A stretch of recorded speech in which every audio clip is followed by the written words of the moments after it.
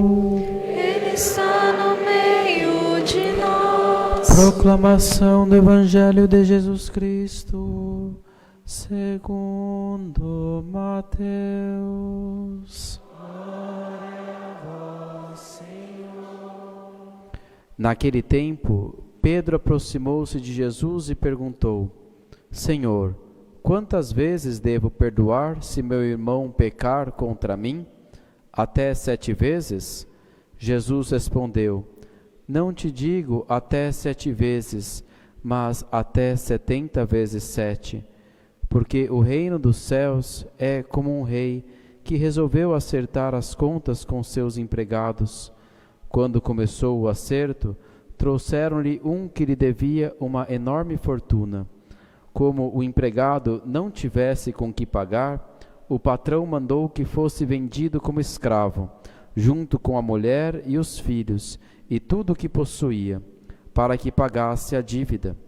O empregado, porém, caiu aos pés do patrão, e prostrado suplicava: Dá-me um prazo, e eu te pagarei tudo. Diante disso, o patrão teve compaixão, soltou o empregado e perdoou-lhe a dívida. Ao sair dali, aquele empregado encontrou um dos seus companheiros, que lhe devia apenas 100 moedas.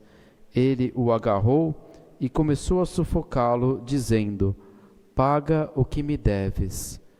O companheiro, caindo aos seus pés, suplicava: Dá-me um prazo, e eu te pagarei. Mas o empregado não quis saber disso. Saiu e mandou jogá-lo na prisão, até que pagasse o que devia. Vendo o que havia acontecido, os outros empregados ficaram muito tristes, procuraram o patrão e lhe contaram tudo. Então o patrão mandou chamá-lo e lhe disse: Empregado perverso, eu te perdoei toda a tua dívida, porque tu me suplicaste. Não devias tu também ter compaixão do teu companheiro, como eu tive compaixão de ti? O patrão indignou-se e mandou entregar aquele empregado aos torturadores, até que pagasse toda a sua dívida. É assim que o meu Pai que está nos céus fará convosco, se cada um não perdoar de coração ao seu irmão. Palavra da salvação.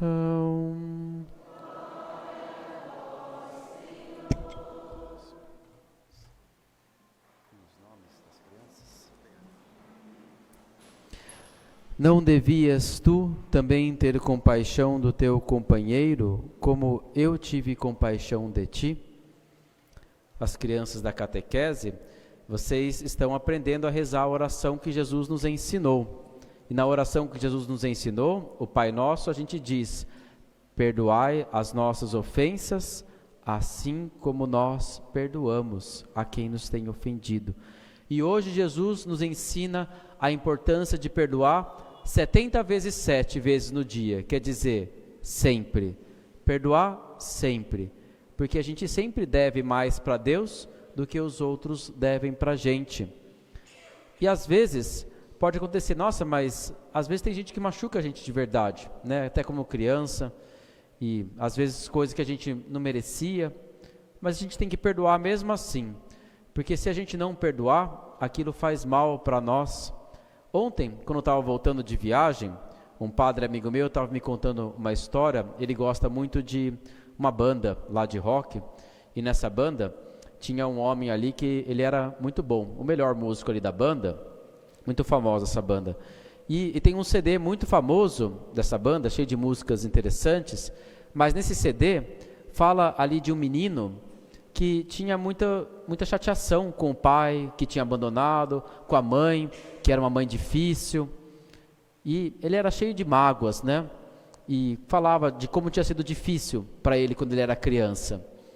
E aí, depois de alguns anos, essa banda, eles acabaram brigando entre eles ali, e o baterista falou assim: olha, sabe o cantor ali? Na verdade, ele era com a gente do mesmo jeito que o pai e a mãe eram com ele. Quer dizer, ele não conseguiu perdoar o pai e a mãe, E aí ele era com os amigos dele igualzinho como o pai e a mãe faziam com ele. Se a gente não perdoa, mais cedo ou mais tarde, a gente acaba fazendo igual com os outros, ou pior. Então Jesus nos fala para perdoar sempre, sempre. E quando a gente perdoa, Deus também sempre escuta a nossa oração. Aos pais de Davi, Gabriel, Helena, Samuel, que hoje serão batizados, seus padrinhos. Hoje nós ouvimos uma passagem muito batismal do Evangelho, da carta de São Paulo aos Romanos, que diz assim: quer vivamos, quer morramos, pertencemos ao Senhor. O Senhor morreu e ressuscitou precisamente para que nós pertençamos inteiramente a Ele. No batismo é isso que acontece. No batismo, toda a nossa vida é mergulhada, porque é isso que significa batismo, no Cristo morto e vivo. Jesus Cristo vivo, para que a partir daquele momento, toda a nossa vida pertença a Ele. Na verdade, é assim para todo mundo, até para quem não é batizado. Mas, para nós cristãos, a gente deveria fazer isso como uma decisão nossa, livre, uma entrega nossa para Ele. Desde de manhã, a gente já deveria fazer o sinal da cruz, à noite, fazer o sinal da cruz e dizer: tudo o que sou e que pertenço, tudo que sou e tenho, pertence ao Senhor, o Senhor Jesus Cristo, que morreu por mim e que está vivo de verdade. Desde manhã até a noite, a gente deveria sempre tomar mais consciência disso. E os pais e os padrinhos têm essa grande missão de ensinar essas crianças a colaborarem com isso.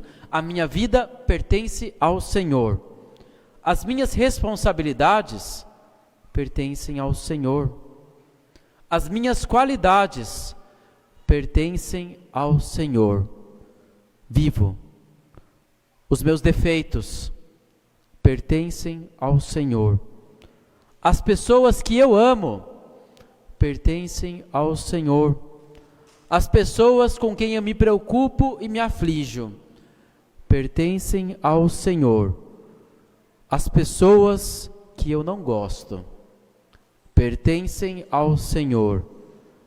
As pessoas que me ofenderam pertencem ao Senhor. No Evangelho, ouvimos a história do homem que devia 10.000 talentos para o seu patrão. Um talento era equivalente a 36 quilos de ouro. 36 quilos de ouro é mais ou menos o que uma pessoa ganha ao longo de uns 40 anos de trabalho. Ao longo de uns 40 anos de trabalho, ganhando mais ou menos 30 mil reais por mês. Isso é um talento de ouro. Essa pessoa devia 10.000 talentos de ouro para este patrão. E aí ele diz: dá-me um prazo e eu te pagarei. Isso é possível? Ou ele não tem noção do tamanho da dívida que ele tem, ou então ele está inclusive mentindo, porque essa é uma dívida impagável. Não tem como pagar 10.000 vezes 36 quilos de ouro. E o patrão perdoa. O patrão fica inconformado, não com o quanto ele teve que perdoar, mas com o coração daquele homem que era mesquinho. Uma dívida e um coração.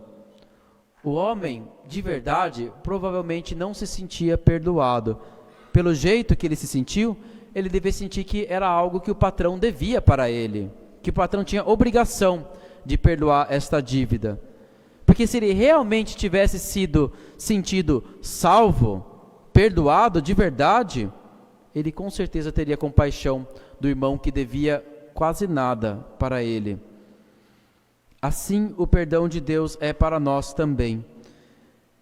Se a gente é mesquinho com os outros que nos chateiam, se a gente guarda graves rancores, é porque no fundo a gente não percebe o quanto Deus nos perdoa. No fundo a gente acha que Deus deveria realmente fazer isso de todo jeito, que é um direito nosso. Não nos sentimos salvos pelo perdão de Deus, não reconhecemos de onde Ele nos tirou. No fundo, isso quer dizer que a gente não se arrependeu de verdade. E sem arrependimento e sem sentimento de salvação e gratidão, a verdade é que não existe perdão.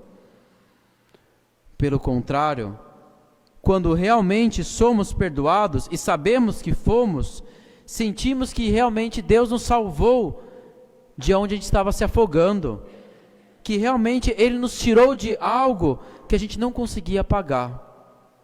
Então passamos a perceber que na verdade os outros devem muito pouco para nós. Se temos um ressentimento muito grave, é porque talvez a gente não conseguiu perceber que a gente deve algo muito sério para Deus e ainda não tem consciência disso.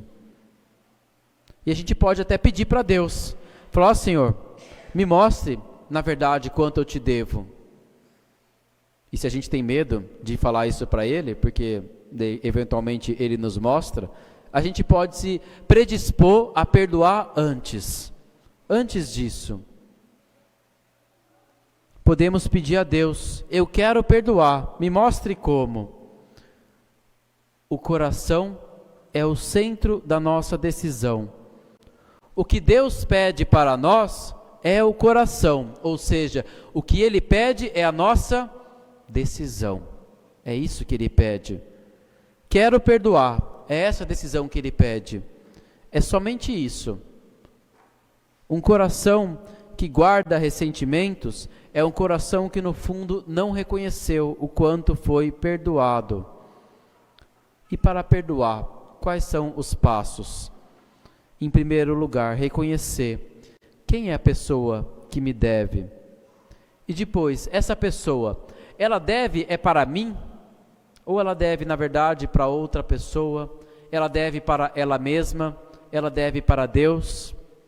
Às vezes pais que ficam chateados com os filhos, mas às vezes os filhos estão devendo não para os pais exatamente, mas talvez para a sua própria dignidade, talvez para uma outra pessoa.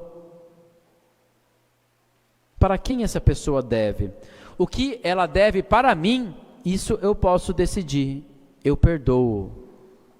O que ela deve para mim, eu tenho essa decisão, eu posso perdoar. Não consigo perdoar o que ela deve para os outros, e nem para ela mesma, e nem para Deus. Respeito, cuidado, amor, isso eu posso predispor esta pessoa, aconselhá-la, ajudá-la, para que ela realmente perdoe e pague a sua dívida para com os outros, para com ela mesma e para com Deus. Mas perdoar, eu só posso perdoar o que ela deve para mim. Isso eu devo perdoar. Agora, uma vez que eu constatei que esta pessoa deve para mim, eu posso fazer uma outra pergunta. E o que eu devo para ela? Será que eu também não devo alguma coisa? E se eu devo, será que eu não posso começar pedindo perdão pela minha parte que eu devo? Sem exigir dela o que ela deve? Se a pessoa deve, quanto que ela deve? O que ela me deve? E daí confiar o coração a Deus, dizendo: para mim ela não deve mais isso, eu quero perdoar, me ajude. Uma dívida e um coração. Eu posso perdoar a dívida que ela deve para mim. E o meu coração, o centro da minha decisão, eu posso confiar a Deus. Uma vez que eu decidi, Deus vai mostrando o caminho de como perdoar a dívida. E a verdade é que a nossa oração se torna também muito mais eficaz. É o que diz o autor da primeira leitura. Como que a gente pode pedir a Deus se a gente guarda ressentimentos? Que diante deste altar, ao apresentar a nossa oferta, apresentemos também o nosso coração, a nossa decisão de perdoar e de dar passos que o Senhor nos indica para estarmos diante dele, junto com todos aqueles que Ele ama. Amém.